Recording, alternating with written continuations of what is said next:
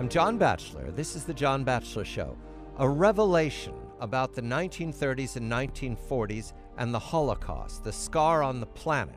This is a very happy story. It will make you smile because you've never heard of it, and you know the only new thing is the history you don't know. Rescue in the Philippines. It's a 1-hour documentary. It's been produced on the basis of events in Manila with regard to the U.S. High Commissioner of Refugees, also the President of the United States, later on President, but at that time a Colonel, Dwight Eisenhower, and the President of the Philippines, President Quezon. Here to explain this revelatory film, which will be on PBS in 2013, in the spring of 2013, is the creative consultant Peggy Ellis to the film. Peggy, a very good evening to you. Thank you for joining me. I have seen pieces of your production on YouTube and on your website, Rescue in the Philippines. And what I understand is breathtaking. The president of the Philippines cooperated in an aggressive and bold way, knowing that Jews in Germany were at risk, to provide them exit, as the United States and other nations in the West did not do prior to the outbreak of the Second World War. My stumbling into this, thanks to your good guidance, why are we just learning this story now? It's 2012. This happened in the 1940s. We're just learning about this now because no one had any idea about the rescue until 2005, when a book came out called Escape to Manila. All of the key players in this rescue were leaders in the American community in pre-World War II Manila, which was sort of this tropical Casablanca. It was the first president of the Philippines, the U.S. Commissioner, Colonel Eisenhower, and cigar makers from Cincinnati, whose last name was Frieder. And as they learned about the horrific stuff coming out of Germany, they realized they had an opportunity to help some of these people, and they did, at great political risk, at risk to their country, and as well as compromising personal political ambitions. And their rescue efforts allowed 1,300 Jews to escape the Nazis and immigrate to the Philippines. Emigrate to the Philippines with, from the film that I've seen, apparently the German guards, the German apparatus, knew full well these were Jews leaving Germany for the Philippines. But that didn't prevent this from happening. Is this one of those holes in history that doesn't have a logic to it? It just did happen?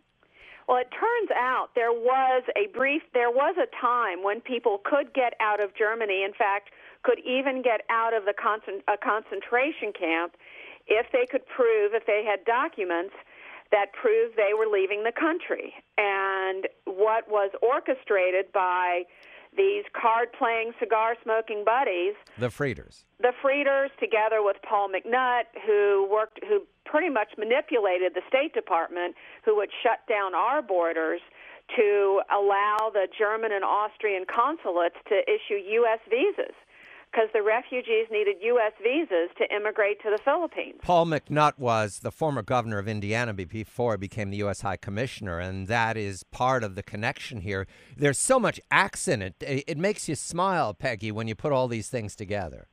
Well, and they were such characters, too, which is what makes the story so fascinating. Paul McNutt when he was first elected governor of Indiana, it was Roosevelt's first term, and he made no bones about the fact that he wanted to be president. So Roosevelt sent him as far away as possible. And the Frieder brothers from Cincinnati were these, they were all kind of these round, happy people who were leaders and friendly, affable businessmen. Making two for a nickel cigar. Right, they were making cigars that people wanted to smoke at the baseball games. Now, off to the Philippines, because part of the story here is very hard to get through, because Manuel Quezon, the first president of the Philippines, is lost into history because of the depredations visited upon the Filipino people by the war, the Japanese chiefly. Quezon, his involvement in this. At one point, one of your informants from a Holocaust museum, I think, emphasizes the fact Kazan the Catholic, McNutt the Protestant, and the Frieders the Jews working together to rescue people who were condemned to death. They knew very well that if they didn't get them out of Germany, their fate was dark. They knew this. Exactly. And the incredible thing about President Kazan is that initially he wanted to settle 30,000 Jews in the Philippines, and he passed a plan through his Congress to settle 10,000. And of course, the reason only 1,300 made it through was at a certain point no one could get out of Europe anymore. The Jews who did travel there, I'm struck by one irony that comes up. The Japanese overran the Philippines and were brutal towards the Americans, the Filipinos who fought in the Filipino army with General MacArthur. And yet when it came to the Jews who had traveled to the Philippines and were living in Manila, they were German citizens. And because Germany and Japan were allies, they were given a status that was almost privileged. Correct. Initially, but that was only in the early days. Initially, they thought they were allies. The Japanese thought the refugees were allies because they were German. But eventually, and certainly as the Japanese were leaving, were pulling out of Manila, I mean, everybody was subjected to the same horrific, unspeakable torture. The city was the city was put to the torch, and the Japanese war crime investigations went to that direction. Exactly. Eisenhower said that the Philippines was the only place as devastated as Warsaw.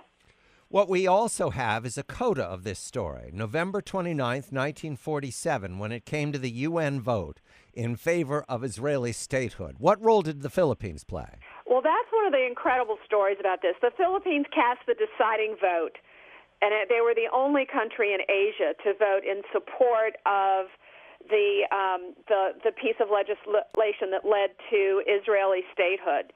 One of the larger current-day messages from all this is, while this is absolutely the story of the rescue, it's also a story of how good can come out of evil and how unspeakable evil just dares good men to defeat it, and also how our very American values of freedom and liberty and the sanctity of every individual found a perfect complement in a young president half a world away fighting for his own country's independence. Peggy, I understand you're the granddaughter of the Frieders. You're a Frieder. I am. My grandfather was Morris Frieder. And in remembering these events, because there are many instances in the film in which the family comments, did the brothers, did they communicate this to the world after the rescue, or were they modest? Did they hold back? Was there, in other words, were they quiet about their achievement? They never said a word. My mother and her generation had absolutely no idea, although my mother lived in the Philippines twice growing up, and I grew up with these wonderful stories about Manila and about Eisenhower and MacArthur playing cards and smoking cigars with our grandfather. But even my mother's cousin, who went to work in the cigar business with his father and his uncles, they never said a word. The preview for this, it was shown in Tel Aviv. How was it received? Before it is shown to the American audience on PBS, how did Tel Aviv receive this? It was shown to a Philippine and to an American audience, and everybody it's such a universal positive story, and it's as much a surprise to the Filipinos as it is the Americans. And in showing it today, are there more people coming forward to tell stories? This is one of those things where publication brings information. Do you find more and more stories, Peggy? We are blessed that our filmmakers, Three Roads Communication, have a remarkable researcher who has found several people. Although we really knew a lot of the refugees, there are a number of people, especially Olga Zevralakis Owens, who wrote Olga's War, in which there's a chapter called A Night of Poker. She was completely unknown to us, and her father, who was a bit of a raconteur in Manila, who made most of his money gambling, used to host some of these card games where President Kazan and Paul McNutt and my Uncle Alex would sit around and talk about saving the Jews. Were they good card players? Was there any reputation of them being card sharps with poker? I believe the best card player in the bunch was Colonel Eisenhower. Yes, that makes sense, doesn't it, Peggy? Peggy Ellis is the great-granddaughter of the Frieders. Rescue in the Philippines is the one-hour documentary. Pieces of it are on the website Rescue in the Philippines as well as at YouTube. It's based upon events from the book Escape to Manila, which is available on Amazon. That is written by a man named Frank Afram. It also is included in events Olga's War, a chapter in Olga's War by David Rudder. That's on Amazon. And look for PBS in 2013 to show it nationwide. I'm John Batchelor. This is The John Batchelor Show.